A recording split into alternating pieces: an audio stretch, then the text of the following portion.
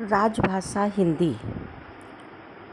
राजभाषा हिंदी से तात्पर्य है सरकारी कामकाज के लिए प्रयुक्त भाषा। राजभाषा शब्द अंग्रेजी के ऑफिशियल लैंग्वेज का पर्याय है। राजभाषा की शब्दावली पारिभाषिक होने के साथ साथ शासन से जुड़ी होती है। इसकी शब्दावली एकार्थक, निश्चित अर्थ में प्रयुक्त होने वाली और औपचारिक होती है। यह आवश्यक नहीं है कि राजभाषा संबंधित राज्य की राष्ट्रभाषा भी हो। भारत के संविधान के अध्याय 17 अनुच्छेद 343 के द्वारा हिंदी को राजभाषा के स्वरूप में स्वीकृत किया गया है और इसी के साथ उसके विकास के लिए संविधान के अनुच्छेद 351 के अनुसार निर्देश दिए गए हैं कि 14 सितंबर 1949 को भारतीय संघ की राजभाषा के रूप में हिंदी को स्वीकृत किए जाने का निर्णय संविधान सभा द्वारा लिया गया। संविधान सभा ने राजभाषा के संबंध में 3 मुख्य व्यवस्थाएं की। पहली है संघ की राजभाषा हिंदी और लिपि देवनागरी होगी। दूसरा है संविधान के प्रारंभ से 15 वर्षों की अवधि के लिए अंग्रेजी राजभाषा के रूप में चलती रहेगी। तीसरा है हिंदी के विकास के कारण अन्य भारतीय भाषाओं की उपेक्षा ना हो। राजभाषा की संवैधानिक स्थिति क्या है, आइए ये भी देखते हैं। अनुच्छेद 343 में संघ की राजभाषा का उल्लेख है। अनुच्छेद 344 में राजभाषा के लिए आयोग और संसद की समिति का भी उल्लेख है। अनुच्छेद 345, 346, 347 में प्रादेशिक भाषाएं अर्थात राज्य की राजभाषाओं का उल्लेख है और अनुच्छेद 348 में उच्चतम न्यायालय और उच्च न्यायालयों में अधिनियमों, विधायकों आदि की भाषा का उल्लेख है। इसी तरह से अनुच्छेद 349 में भाषा संबंधी कुछ विधियों को अधिनियमित करने के लिए विशेष प्रक्रिया का उल्लेख है। अनुच्छेद 351 में हिंदी भाषा के विकास के लिए निर्देश। इस प्रकार से ये हुए राजभाषा की संवैधानिक स्थिति। अब संविधान में राजभाषा का प्रावधान क्या है? संविधान के अनुच्छेद 120, अनुच्छेद 210, अनुच्छेद 343, अनुच्छेद 344, अनुच्छेद 345, 346, 347, 348, 349, 50, 351 इन सब में हिंदी भाषा की प्रचार प्रसार, वृद्धि और विकास करने के लिए, भारत की सामासिक संस्कृति को विकसित करने के लिए हिंदी को भारतीय तथा अन्य भाषाओं से जोड़कर उसका दायरा विस्तृत करना ये संघ का उद्देश्य बताया है। अब राजभाषा नियम 1976 की क्या विशिष्टताएं हैं ये भी हम जानें। राजभाषा नियम 1976 के अंतर्गत कुल 12 नियम बनाए गए हैं। तमिलनाडु राज्य को छोड़कर देश के अन्य सभी राज्यों पर समान रूप से ये नियम लागू होते हैं। हिंदी के प्रयोग को प्रभावी ढंग से लागू करने के उद्देश्य से पूरे भारत को 3 क्षेत्रों में बांटा गया है। पहला है समस्त हिंदी भाषी राज्य एवं राज्य क्षेत्र, संघ राज्य क्षेत्र जैसे बिहार, हरियाणा, हिमाचल प्रदेश, मध्य प्रदेश, राजस्थान, उत्तर प्रदेश और दिल्ली, अंडमान निकोबार द्वीप समूह। दूसरा है गुजरात, महाराष्ट्र, पंजाब और चंडीगढ़।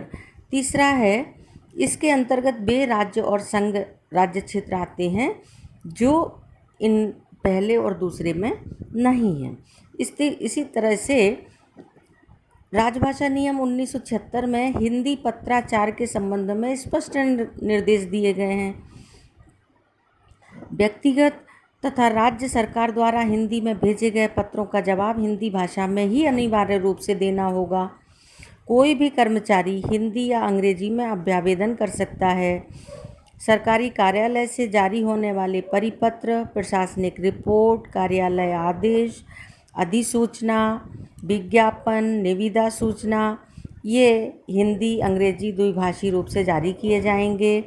किसी अन्य भाषाओं में अनुवाद भी प्रस्तुत किया जा सकता है।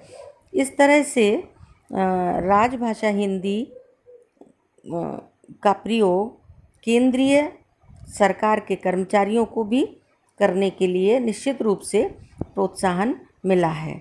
अब राजभाषा और राष्ट्रभाषा दोनों में अंतर क्या है?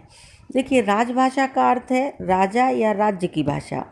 वह भाषा जिसमें शासक या शासन का काम होता है, और राष्ट्रभाषा वह है जिसका व्यवहार राष्ट्र के सामान्य जन करते हैं। राजभाषा का प्रयोग सीमित होता है, जैसे वर्तमान समय में भारत सरकार के कार्यालयों, सार्वजनिक क्षेत्र के व्यवसायों के अतिरिक्त कुछ प्रादेशिक सरकारों के राजकाज हिंदी में होता है, जैसे हरियाणा, उत्तर प्रदेश, मध्य प्रदेश, बिहार, राजस्थान, दिल्ली और हिमाचल प्रदेश में काम राजकाज हिंदी में ही होता है। तमिलनाडु, बंगाल, महाराष्ट्र, आंध्र प्रदेश सरकारें भी अपनी अपनी भाषा में कार्य करती हैं। राष्ट्रभाषा का क्षेत्र विस्तृत और व्यापक होता है। सारा राष्ट्र, राष्ट्रभाषा सारे देश की संपर्क भाषा होती है। राष्ट्रभाषा के साथ जनता का भावात्मक लगाव होता है, क्योंकि उसके साथ जनसाधारण की सांस्कृतिक परंपराएं जुड़ी रहती हैं।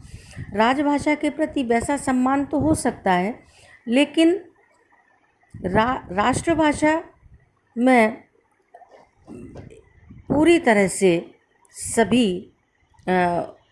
उसका प्रयोग अनिवार्य रूप से करते हैं। देश की संस्कृति से राजभाषा का कोई प्रत्यक्ष संबंध नहीं होता, लेकिन राष्ट्रभाषा सदा कोई स्वदेशी भाषा ही होगी। भारतीय जनता के व्यवहारों का आदान प्रदान राष्ट्रभाषा में ही होगा। तो इस तरह से राजभाषा राष्ट्रभाषा पर अपना प्रभाव डालती है। कारण यह है कि जो भी भाषा राजभाषा के पद पर आसीन होती है, लोग उसी भाषा में शिक्षा पाना आवश्यक समझते हैं। रोजी रोटी की भाषा होती है ये। सामाजिक प्रतिष्ठा, भौतिक लाभ के लिए युवा वर्ग में इसी भाषा का बोलबाला होता है। शासन की भाषा का अनुकरण भी होने लगता है। कचहरी, विज्ञान के क्षेत्र में, सरकारी कार्यालयों में संपर्क रखने वाले लोगों के द्वारा वही भाषा जनसाधारण में प्रचलित होती है। तो इस तरह से राष्ट्रभाषा हमारे गौरव, हमारी राष्ट्रीय प्रतिष्ठा का प्रतीक होता है। सार्वदेशिक, सार्वराष्ट्रीय या पूरे देश की संपर्क भाषा बनाने के लिए हमारे विद्वानों ने कुछ अर्हताएं गिनाई हैं, जैसे राष्ट्र में बहुसंख्यक जनता द्वारा बोली जाने वाली भाषा राष्ट्रभाषा होगी। राष्ट्रभाषा का अपने क्षेत्र से बाहर भी व्यापक विस्तार हो। राष्ट्रभाषा राष्ट्र की सांस्कृतिक भाषिक विरासत की सशक्त उत्तरदायी हो। राष्ट्रभाषा की व्याकरणिक संरचना सरल, सुबोध और वैज्ञानिक हो। राष्ट्रभाषा की शब्द सामर्थ्य, अभिव्यंजनात्मक क्षमता उत्तम हो। राष्ट्रभाषा में जीवंतता, सजीवता भी होना जरूरी है। नए शब्दों और प्रयोगों को आत्मसात करती हो और विकासोन्मुख हो। इस तरह से एक बात और महत्वपूर्ण है कि राष्ट्रभाषा की लिपि पूर्ण और वैज्ञानिक हो। तो इस तरह से आपने देखा कि राजभाषा हिंदी और राष्ट्रभाषा हिंदी संपर्क भाषा भी। संपर्क की कोई सुगठित इकाई होगी तो उसकी अपनी एक संपर्क भाषा अवश्य होती है। छोटी से छोटी इकाई परिवार से लेकर गांव, नगर, जिला, प्रदेश, देश, राष्ट्र तक एक इकाई हो सकती है, और हमें वसुधैव कुटुंबकम विचार विनिमय, भावाभिव्यक्ति, लेन देन, व्यवहार के लिए एक भाषा अवश्य होती है, जिसे संपर्क भाषा कहते हैं। धन्यवाद।